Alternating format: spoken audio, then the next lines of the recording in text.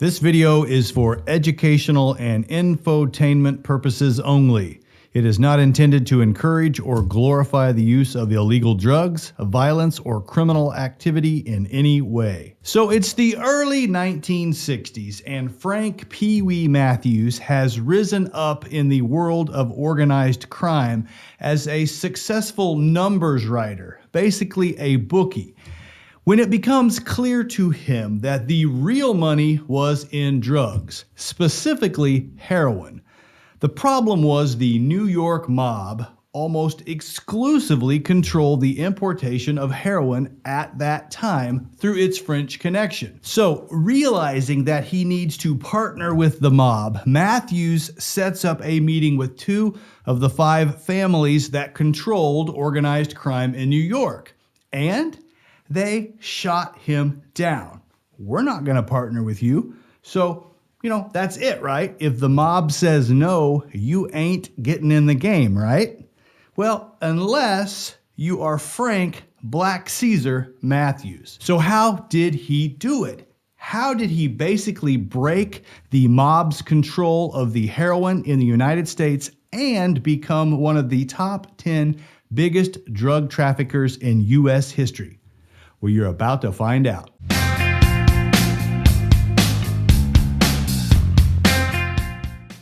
I'm Joshua Roberts, attorney at law, and you are watching Lawyer Up. In today's episode, we're going to look at the life and times of Frank Matthews. We're going to look at his childhood. We're going to look at his life as a bookie in Philadelphia and then in New York, where his barber shop was a front for illegal gambling through the neighborhood numbers pool. We're going to talk about what a numbers pool even is and how the relationships that he developed set him up to transition into the drug world. We're going to look at how an unlikely partnership was spawned with the Cuban Mafia after he was shot down by the New York mob, and how that relationship and its own French connection would crown him Black Caesar. Finally, we're going to look at how a nosy cop in Brooklyn who happened to live in Matthews' building figured out what was going on and fueled the federal investigation that would end the reign of Frank Matthews in the United States, and it would lead to his hasty departure from the country to whereabouts that are still unknown. If you enjoy the episode, hit that like button. If you got something to say, put it in the comment sections below. If you haven't subscribed, what are you waiting for? Hit that subscribe button. And you guys know it, that I love it when you share me on social media. Recall that all of our episodes are available on the major podcast outlets. We have Lawyer Up merch. If you'd like to support the channel, the link to order is in the description below. And last but not least, we have membership opportunities. Not only will you have access to early uploads before they are released to everybody else, but if you're a member, I will personally respond to the comments that you leave to videos. But that's enough of that. Let's get on with the show. So Frank Larry Matthews was born on February 13th, 1944 in Durham, North Carolina. With no dad in the picture and his mother passing when he was 4 years old, he was raised by his aunt, Marzella Steele, the wife of a Durham police lieutenant. He was nicknamed Peewee, and he attended school for a spell, but then dropped out to lead a teenage gang who was stealing chickens from local farms. No joke. On one such chicken snatching occasion, he found himself nose to nose with an angry farmer.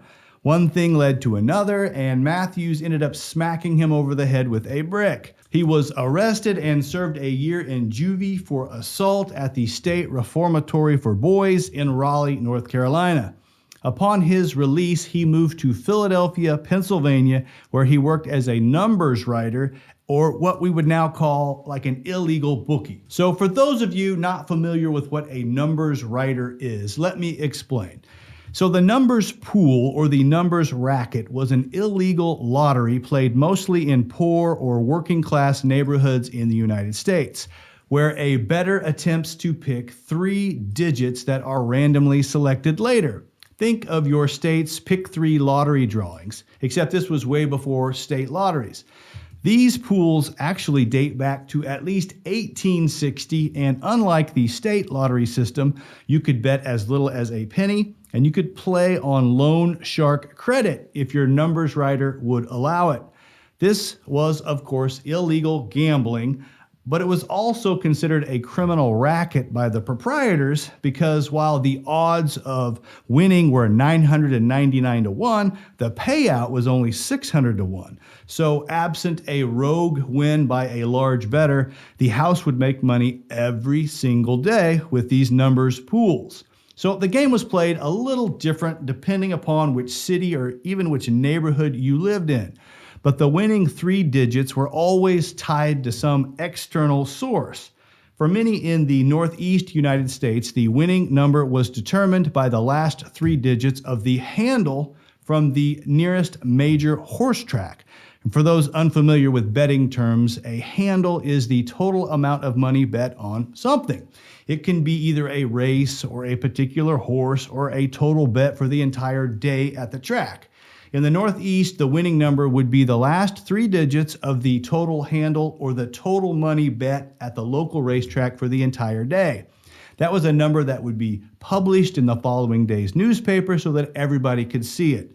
Now, on the surface, the game appeared to be on the up and up, but it was, of course, fraught with corruption and often manipulated by local crime families who ran the game. Ultimately, states would figure out they could do the same thing and they could tax it, so they started legal state-sanctioned lottery drawings. But prior to that is what Frank Matthews did. He sold and wrote numbers for the game in Philadelphia. And in doing so, he made his first connections to organized crime, including contacts that would become his future Philadelphia drug connections in Major Coxon and members of the Philly Black Mafia. And just as things were getting going in Philly, Frank gets arrested. And to avoid jail time, he cuts a deal with the prosecutor that required him to leave town. So Frank moves to New York City, opens up a barbershop, and gets right back into the numbers game.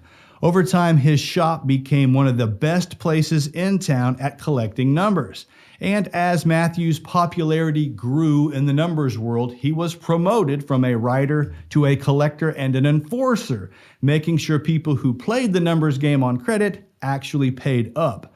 And as nice as that promotion was, as with most criminal organizations, it became clear that the real money was in drugs. And it was the 60s in the United States. The civil rights movement was going on, the Vietnam War, and hippies. They were normalizing the use of recreational drugs.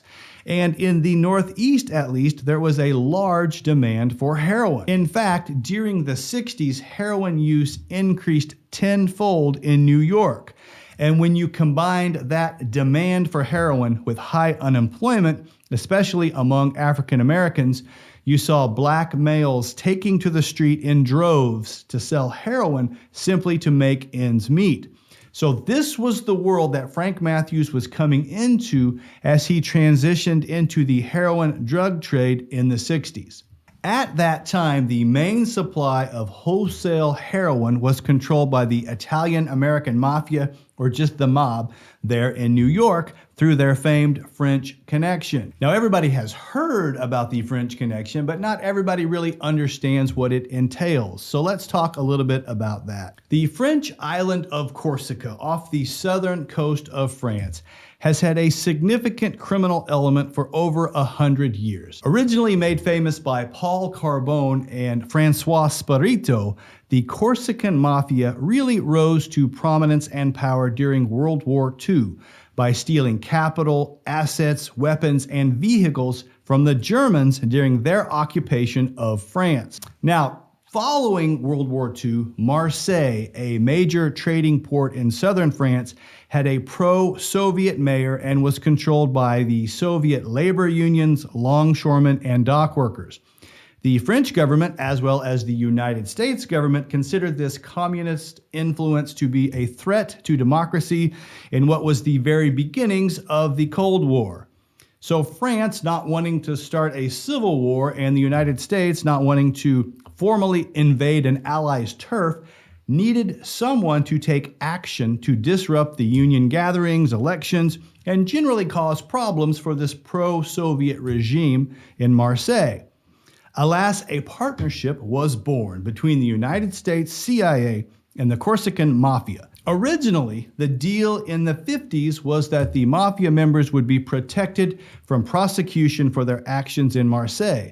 But in the 60s, they upped their price and they forged a deal where they would be allowed to ship heroin to the United States for distribution, and the United States CIA would protect shipments at least until they got to the United States shores. This arrangement is what is referred to in history as the French Connection. You have probably heard of the Gene Hackman film, The French Connection. It's considered one of the best films ever made. Now, it's fiction, however, its characters are based upon real-life New York City narcotics detectives and Corsican mob members. Anyway, the raw opium came primarily from Turkey, where it was refined into heroin in Corsican labs.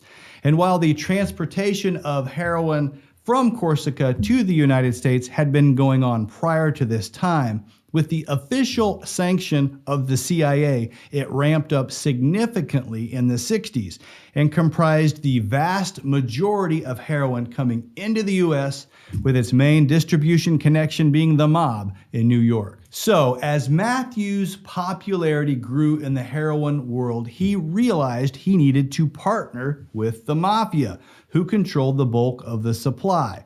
So he set up a meeting with both the Gambino and the Bonanno mob families, who were part of the 5 families that controlled organized crime in New York City.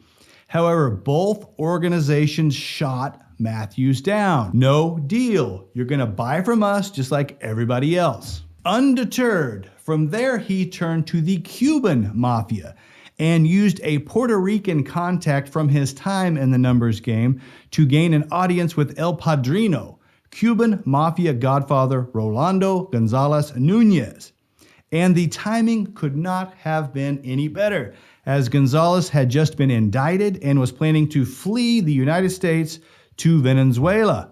So Gonzalez needed a major contact in New York City, and Frank Matthews was that answer. This relationship quickly expanded into a lucrative drug trafficking network as Gonzalez began sending Matthews large loads of cocaine and heroin from South America. And as luck would have it, Gonzalez already had a partnership with the Corsican Mafia, so he had his own independent heroin supply chain. So we have a black man who met a Cuban through a Puerto Rican to source heroin from the south of France. It is a bit of a convoluted path, but at the end of the day, Frank Matthews was not reliant upon the American mob for heroin anymore. And within a year, Matthews was one of the major players in the U.S. drug business. According to the DEA, quote, Matthews would control the cutting, packaging, and sale of heroin in every major East Coast city. And he was doing it completely under the radar, because the major focus of law enforcement at that time was another black heroin dealer named Frank Lucas. Now, Lucas was moving heroin that he sourced from the Golden Triangle region of Southeast Asia, and he was bringing it in caskets. And he was well known for supplying New York City with its heroin. Hell, they made a movie about him wherein he was played by Denzel Washington, American Gangster. And hey, Lucas was impressive in New York, and he got all the press, which was fine with Frank Matthews because he was secretly supplying heroin to the entire Eastern Seaboard. By 1970, the Matthews organization was handling multi-million-dollar loads of heroin that the IRS estimated netted him tens of millions of dollars. And the cops basically had no idea. In fact, the first time that Matthews was noticed by law enforcement was entirely by accident. It was 1970, and Matthews was living at 130 Clarkson Avenue in Brooklyn. There just so happened to be a New York City police officer by the name of Joe Kowalski also living in the building. Now, Kowalski noticed that on the weekends there were no parking spots available around the apartment complex. Not being an issue during the week, this sparked his interest. So the first thing that he noticed was that a lot of the extra cars that were there on the weekends were very nice and they had out-of-state tags. So he started watching and noticed that almost all of the people exiting these vehicles were entering the same apartment. So Kowalski starts running some of the tags and discovers that these guys were linked to big-time drug dealers who were either being charged or investigated from all over the East Coast and the Midwest. Now, it didn't happen overnight, but over the course of 18 months, Kowalski compiled the information and presented it to a federal team of investigators in 1971. And from there, the formal investigation into Frank Matthews began. So the first thing the feds did was to put wiretaps on his phones, and they couldn't believe what they were hearing. Frank Matthews was brokering 100,000 kilo transactions of heroin sourced through Venezuela and his French connection. During the course of the investigation, the federal team was able to document Matthews' activities in 21 different states. At the height of his power, he was also known to be the main source of supply for the Black Mafia in Philadelphia. Authorities would later discover that Matthews operated two massive drug mills in Brooklyn, one located at 925 Prospect Place, nicknamed the Ponderosa, and another at 101 East 56th Avenue, nicknamed the OK Corral. Both locations were heavily fortified and secured with walls of reinforced steel and concrete, and they were protected by guards with machine guns. And Matthews was getting rich. Super rich. He purchased a house in the Mafia enclave in Tot Hill, Staten Island, right across the street from crime boss Paul Castellano. But Matthews was no Marty Byrde, so his money laundering skills were not polished. Instead, he would take multiple trips to Las Vegas with suitcases full of cash to have the drug money laundered at the casinos for a fee. And when in Vegas, neither Frank Matthews nor his buddy Frank Lucas kept a low profile. They both liked fancy clothes, nightlife, gambling, and cocaine. They were even known to hang out with Muhammad Ali on occasion. So life was good, but the times, they were a-changin'. So starting in the early 70s, the heroin supply through the French connection was actually starting to dry up after the United States government convinced the Turkish government to ban opium production, effectively squeezing off the Corsican Mafia's main source of supply. So while demand was high, supply was becoming a problem. And Matthews' major competition for product was, of course, still the New York mob. So in 1971, Matthews invited major African American and Hispanic drug traffickers throughout the country to attend a meeting in Atlanta. The DEA investigation was in full swing at this point, and so they were well aware of this meeting and they monitored who attended. The topic of the meeting was how to import heroin without being reliant on the mob. Those present decided to try to build stronger independent relationships with Southeast Asia, the Corsicans, and then possibly the Cubans. In addition, they agreed to diversify their products to include a lot more cocaine, which was becoming available in massive quantities through the Colombian cartels. This gathering of major drug traffickers throughout the United States was significant because it represented the changing nature of the drug business. Whereas previously the Mafia controlled the importing and wholesaling of narcotics, therefore controlling who could and who could not play the game, now others, particularly people of color, were establishing their own pipelines. Where before African Americans were street-level vendors or the users of the drugs in their cities, now black dealers were establishing their own connections, taking control of the business of narcotics distribution in their own neighborhood. Now, many paint this as a race thing, and it was to a degree, but Matthews also clashed with the Black Mafia. Most historically, on Easter Sunday, 1972, in Atlantic City, New Jersey, where the Black Mafia killed Tyrone Mr. Millionaire Palmer, Matthews' main dealer in Philadelphia. He was killed at Club Harlem, packed with 600 people. Several innocent bystanders were shot during the shootout, which killed 5 people and injured 26. Amazingly, no one was prosecuted for the crime because none of the potential witnesses came forward. Then in 1972, Matthews held another drug dealer summit in Las Vegas. It was held at the Sands Hotel during the Muhammad Ali and Jerry Query boxing match. But this would be the last of these such meetings, as law enforcement would soon start to move in on Black Caesar. First, in 1972, he was charged in Florida for the attempted distribution of 40 pounds of cocaine. In 1973, the DEA arrested Matthews in Las Vegas on charges of tax evasion and conspiracy to distribute heroin and cocaine. A federal magistrate originally set bail at $5 million, the highest bail amount that had ever been set in the United States at that time. Now, the bail was subsequently reduced to $2.5 million when Matthews agreed not to fight extradition and to be returned to New York. And then when he was in New York, bail was further reduced to around $300,000, which he posted. Upon release, Matthews was instructed to return to court on July 2nd of 1973 to answer to the 6 charges, including tax evasion and conspiracy to distribute heroin and cocaine. Ultimately, he was facing 50 years in prison if convicted. So on July 2nd of 1973, Matthews' case was called in a Brooklyn courthouse, but he did not appear. Investigations would later reveal that Matthews had taken $20 million in cash and fled the country with his girlfriend. He left behind his common-law wife, their 3 sons, and their Staten Island mansion, and he was never publicly seen again. The FBI placed a $20,000 bounty on Matthews, which at that time tied for the highest ever set by a federal agency and was the same amount that they had set for the capture of bank robber John Dillinger. And Frank Matthews continues to still be wanted by the FBI today. So, is that the end of the story?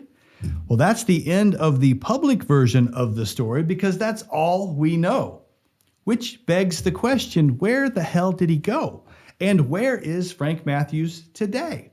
If he is still alive, he would be 78. Most speculate that he definitely did leave the United States in 1972, but where did he go? Some posit that he went to Corsica. However, he wasn't the main contact with the gang. France has an extradition agreement with the United States, and a black man with $20 million cash cannot hide out on an island for very long. Some speculate that he went to Cuba, a nation that was antagonistic to the United States government and friendly to his partner in crime, Cuban godfather Rolando Gonzalez Nunez. But the most likely answer is that he went to Venezuela itself, following a similar path of Gonzalez Nunez. At the time, Gonzalez had success avoiding the federal authorities, and Venezuela has never played nice with the U.S. government, so extradition was unlikely. So is he still there today? Well, it's unlikely. Gonzalez was arrested in Caracas, Venezuela in the early 80s, caught with 18 pounds of cocaine. He served 5 years in prison, retired from a life of crime, and lived with his wife Esmeralda on a small farm near Caracas until his death in 1992. So Matthews is probably not still there. So where is Frank Matthews? Who knows? He's smarter than the feds, and he always has been. So that's the episode. If you are interested in learning more about this topic, I would recommend the book Black Caesar, The Rise and Disappearance of Frank Matthews, Kingpin. If you enjoyed the episode, hit that like button for me. If you got something to say, you got a comment, put it in the comment sections below. If you haven't subscribed, hit that subscribe button for me. And last but not least, you guys know it, I love it when you share my videos on social media. I'm Joshua Roberts, attorney at law, and you've been watching Lawyer Up. Send lawyers, guns, and money.